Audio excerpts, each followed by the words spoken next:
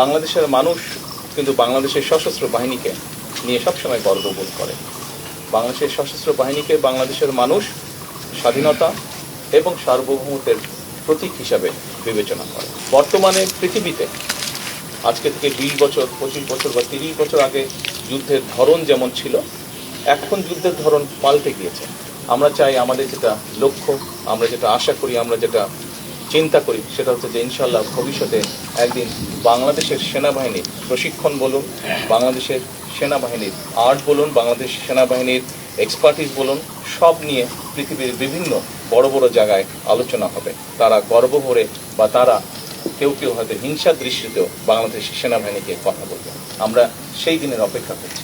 সেনাবাহিনীর একটি মূল বিষয় হচ্ছে প্রশিক্ষণ, আরেকটি মূল বিষয় হচ্ছে চেইন অফ কমান্ড। এইটি আমাদেরকে, কারণ ডিসিপ্লিন রক্ষা করতে হলে অবশ্যই চেইন অফ কমান্ড আমাদেরকে মানতে হবে।